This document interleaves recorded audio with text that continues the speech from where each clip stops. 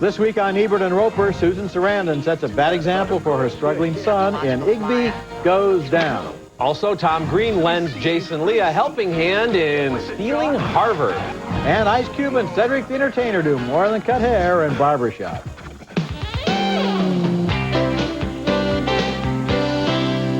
I got it, man. I got it, man. I got it. Jimmy, what you doing? Shh. That little boy sitting over there looking like a leopard. You need to cut little spots all around and have a little, look at him. Ice Cube and Cedric the Entertainer are cutting hair and cutting up in Barbershop. It's one of 6 new movies we'll be reviewing this week. I'm Richard Roeper. And I'm Roger Ebert. Our first movie is Stealing Harvard, and it stars Tom Green and Jason Lee as 2 doofuses who take desperate measures to raise money to send Lee's niece to Harvard. Lee plays a store manager who's engaged to the boss's daughter, but his niece, played by Tammy Blanchard, lives in a trailer with his super slut sister, Megan Mullally. When the niece is accepted to Harvard, he's stuck with an old promise to pay her tuition. I bet you're sorry you made that promise. What promise? And that old home video comes back to haunt him. I'm never going to go into college now. Yes, you will. I guarantee it. You get into college, and I'll pay for it. How to raise the money? The Tom Green character suggests a stick-up. Wait, I want to change. I want to be Steve. I'm Steve. You're Carl. Kyle! I don't care. I just want to go in there and do this. Kyle! The stick-up is a complete fiasco, and then Lee's sympathetic fiancée, played by Leslie Mann, suggests stealing from her own dad. Smash a window and make it look like someone broke in. Smash a window. Think I'm a little busy here, guys.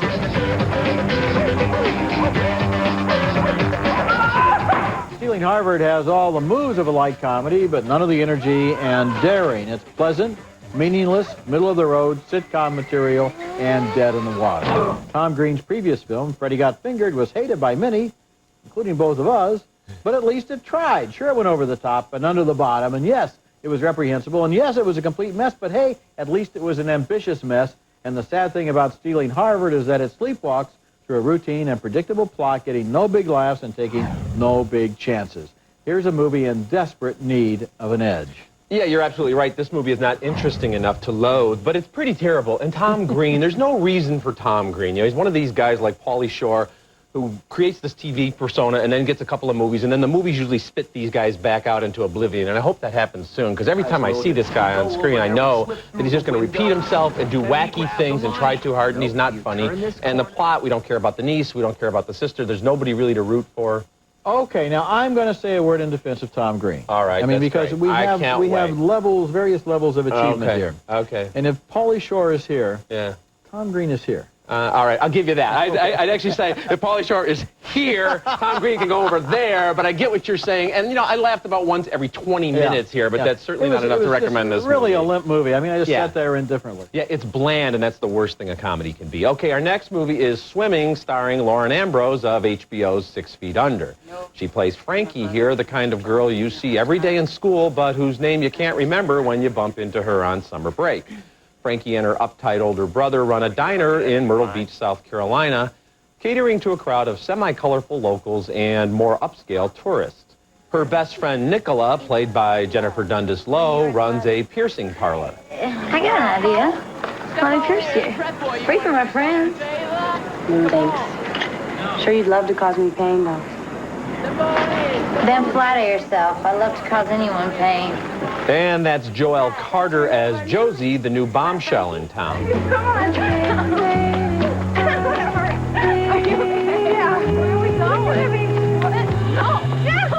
But not even the relatively sophisticated Josie can erase the lifelong bond between Frankie and Nicola. When Nicola needs to be bailed out of jail, Frankie stands up to her tight-fisted brother. Frankie, you walk out of here with that money? What, are you going to fire me, Neil? Tell you what, Neil, you're fired. I fire you. You hear that? Huh? Like Ghost World and Me Without You and Rain and Lost and Delirious and the upcoming Blue Car, among others, Swimming is a coming-of-age story about an offbeat teenage girl trying to break free from her stifling world. It's been done before, and I think to better effect. Ambrose is a fine young actress, and the script has kind of an authentic feel, but Frankie is surrounded by stiffs and jerks. Her brother is mean, her best friend is a boorish tramp, and even Josie is transparently manipulative.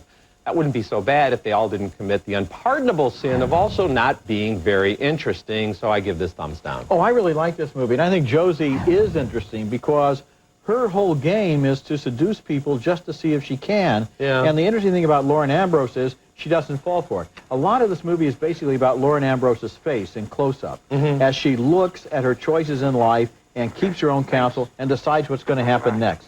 And she has a choice, for example, between that guy who does the tie-dyeing and lives in the van.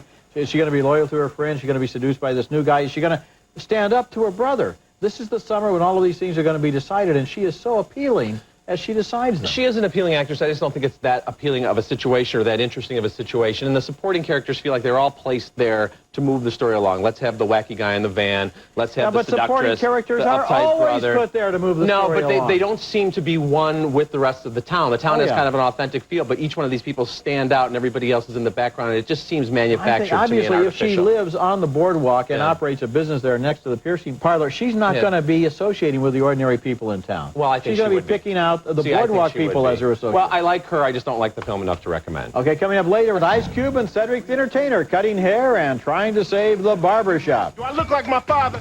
Yeah? Yeah, you do, man. Pretty much, in the nose. And coming up next, 6 of the best new titles on home video. Ebert and Roeper's Thumbs Up Video is brought to you by Nestle Raisinets. At the movies or at home, Raisinets. This is Alec Guinness, and this is Alec Guinness, and this is Alec Guinness, and this is Alec Guinness. In the early 1950s, the Ealing studio outside London was the home of a remarkable golden age of British comedies that were hits all over the world, and Guinness starred in a lot of the best ones. They're my thumbs up video selection this week. In Kind Hearts and Coronets, Dennis Price plays a disinherited son who vows to inherit a title by murdering all of the family members who are ahead of him in line, and Alec Guinness plays every member of the family. I shot an arrow in the air. She fell to earth in Berkeley Square. In the Lavender Hill Mob, Guinness plays a meek bank clerk who comes up with a cockeyed scheme to steal the bank's gold by melting it down into Eiffel Towers and shipping them to France. And the Lady Killers, Guinness is the smooth-talking leader of a gang of crooks who take over a rooming house in London and convince their elderly landlady that they're respectable musicians. You didn't tell me the truth about yourself and these other gentlemen. And in The Man in the White Suit, Guinness plays a man who invents an indestructible fabric and threatens to topple the British clothing industry. Same as you, don't you understand? They want to stop it. So do we. All 4 pictures have been newly restored and released for the first time on DVD, and Kind Hearts and Coronets is my current great movie essay at the Sun-Times website. Also new on video, The Rookie, with Dennis Quaid playing an aging high school coach who rediscovers his fastball and makes one last try for the bigs. This is that rare G-rated live-action film that doesn't sacrifice quality for sweetness. Last time I checked, scouts aren't looking for high school science teachers. Well, not many science teachers throw like you. On the other end of the spectrum is The Salton Sea, with Val Kilmer giving a mesmerizing performance as a crystal meth addict who scrapes out a living as a police informant. He's become a shell of himself since his wife's murder. For a solid year, you're nothing without me. Over and over and over again. And you're just going to cut me loose? The Salton Sea also features the loopiest and scariest villain of the year, Vincent D'Onofrio, as a drugged-out freak who has literally snorted his own nose off. You know, D'Onofrio is just amazing there in that scene where he reenacts the Kennedy assassination with toy cars. Unbelievable. Coming up later, Cedric the Entertainer holds court in Barbershop. We can't talk straight in the barbershop, then where can we talk straight? And coming up next, Susan Sarandon's family has trouble coping, to say the least, in Igby Goes Down. My son hates me. That's always been one of his favorite topics of conversation.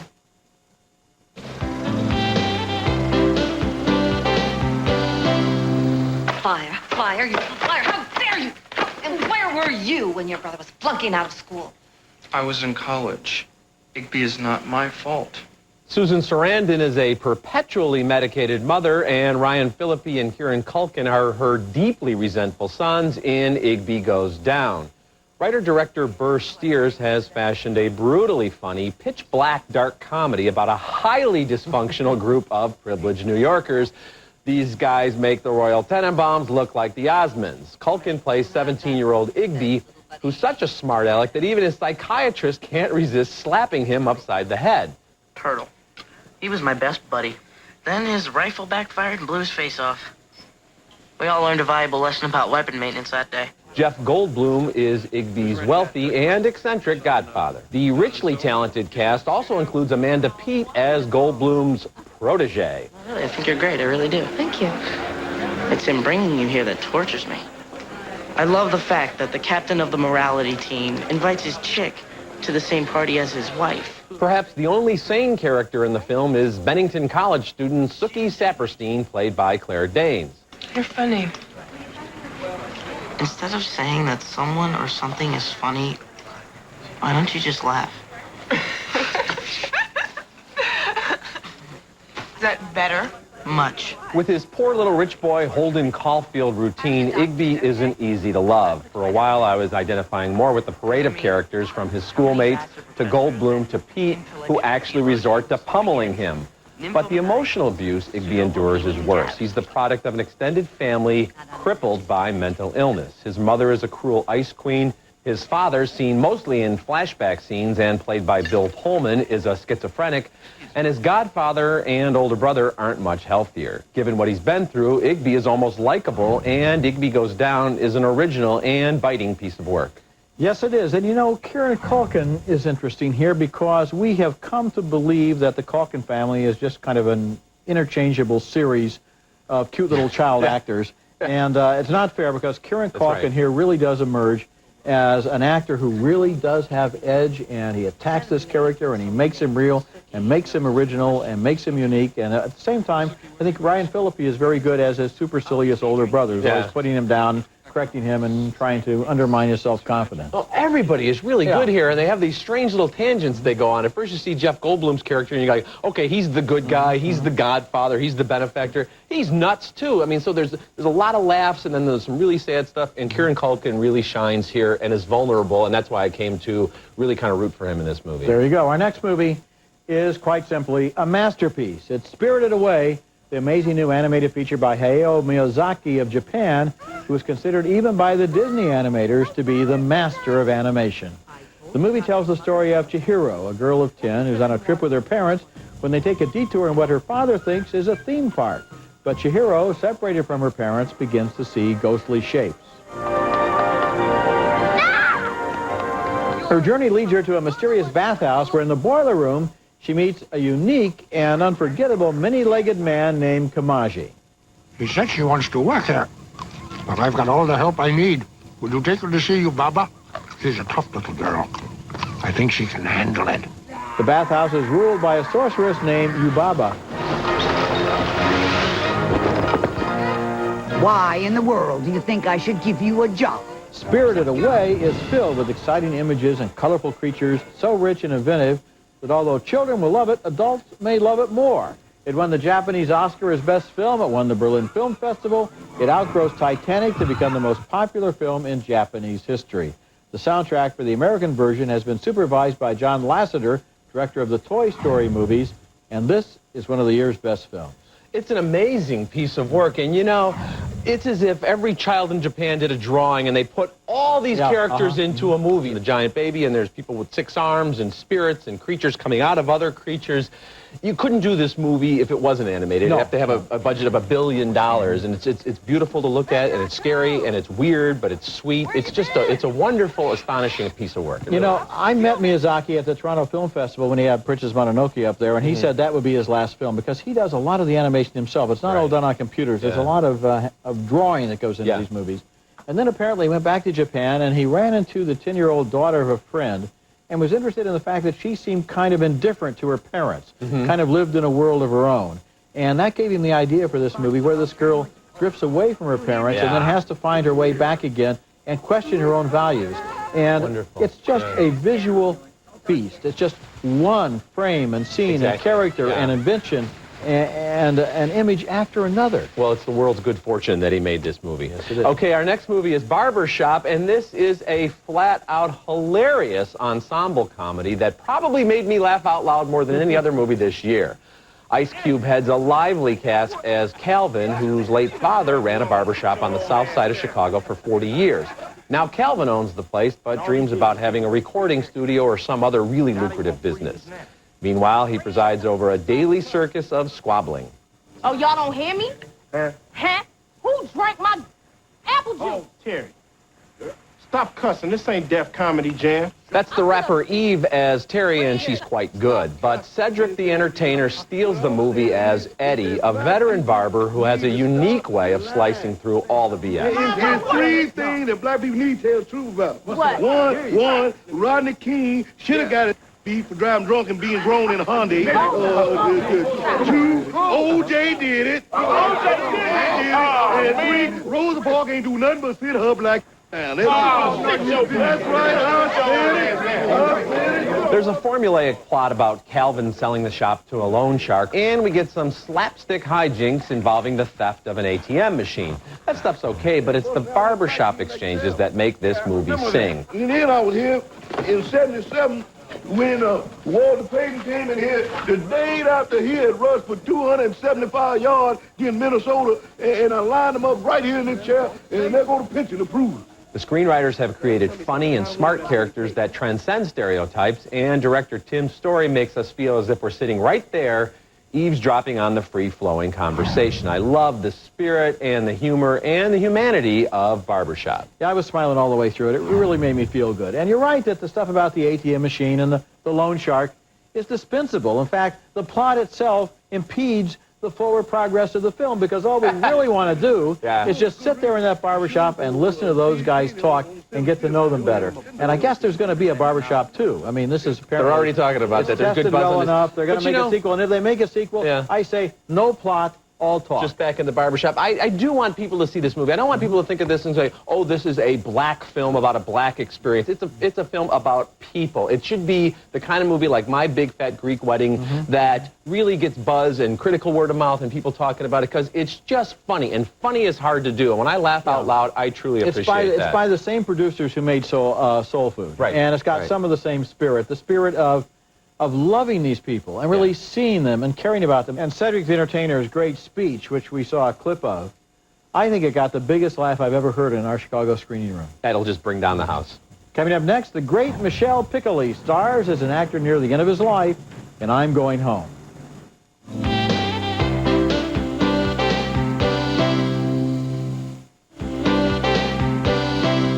Michel Piccoli stars as a great French actor now nearing the end of his career in our next movie, I'm Going Home. What makes the movie particularly moving is that it was made by Manuel de Oliveira of Portugal, who at 93 is the oldest active director in the world and must be near the end of his own career. The movie follows the old man as he survives a tragic personal loss, takes joy in the company of his grandson, and then grows discouraged during the making of a film and simply walks off the set. Je vais m'opposer.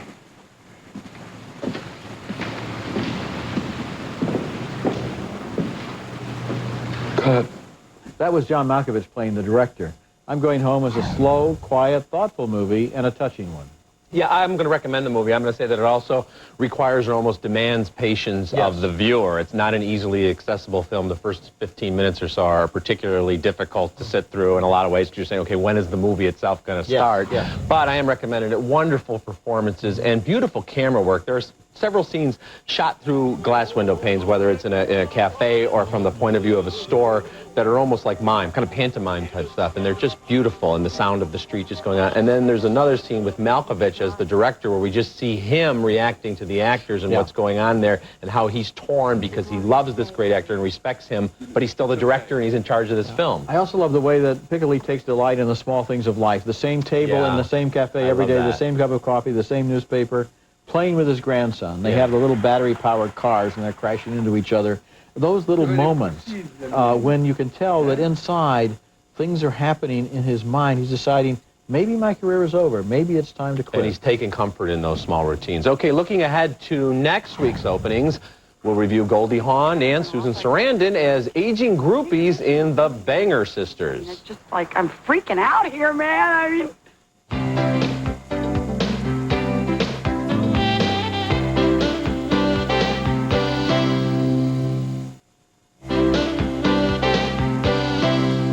Okay, recapping this week's movies, 2 thumbs down for Stealing Harvard.